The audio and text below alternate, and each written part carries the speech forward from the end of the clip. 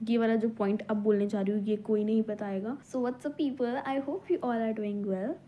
तो आज का हमारा टॉपिक है how to get good marks in CCS university. तो CCS यूनिवर्सिटी में पास होना I think it's everyone cup of T.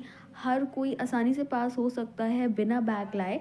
तो हम इस वीडियो में मेन ये डिस्कस करने वाले हैं कि अच्छा स्कोर कैसे लाएं. ठीक है, और अगर आप की बैक भी आई हुई है और आप ये वीडियो देख रहे हैं तो आप भी ये टेक्निक फॉलो करेंगे तो अब से बैक तो बिल्कुल भी नहीं आने वाली है. अगर and it's not even a trick, it's just a basic rule which everyone needs to follow it.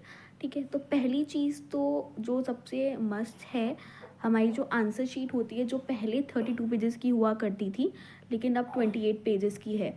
ठीक है, तो उसको तो हमने ट्राई करना है कि नॉट लेस देन 25, मतलब हमें मोर देन 25 उसको फिल करना ही करना है. 25 से लेस फिल करोगे तो प्रॉबेबली चांस होता है बैक का, बट अगर आप फुल फिल करके आ रहे हो तो there was not even a 1% chance कि आपकी बैक आ रही है अगर आपने इंग्लिश में लिखा है.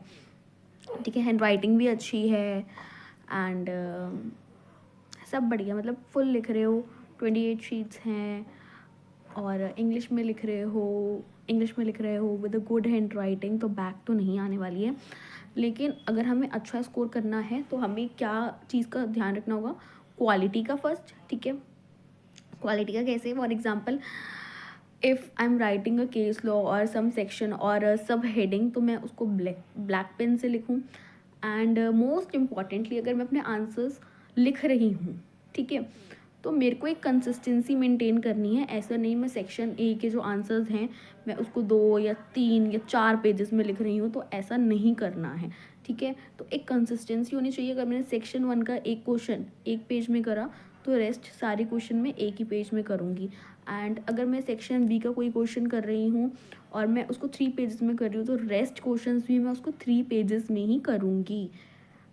ठीक है, तो डिस्ट्रीब्यूट वैसे कैसे होना चाहिए, जनरली सेक्शन ए में 5 क्वेश्चंस होते हैं. पांचों क्वेश्चंस जो हैं वो एक एक पेज में, एक एक पेज मतलब आगे पीछे नहीं, ओनली फ्रंट.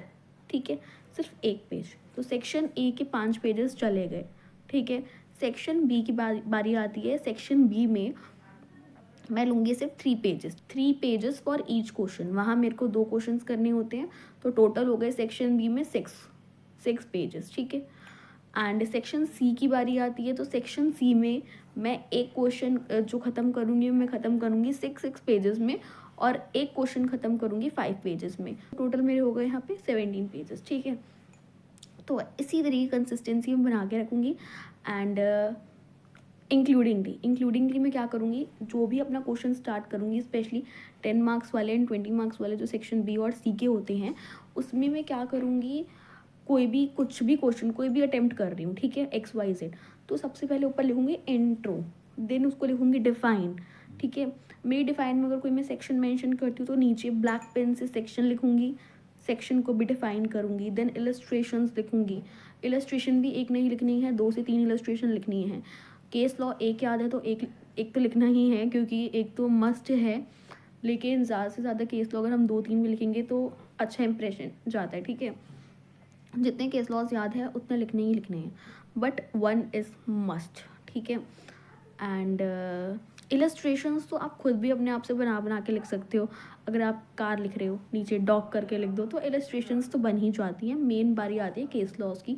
हमको कंसेप्ट क्लियर होना चाहिए एंड हमारा मोटिव तो यही है कि हमको शीट्स भरनी है बेसिकली.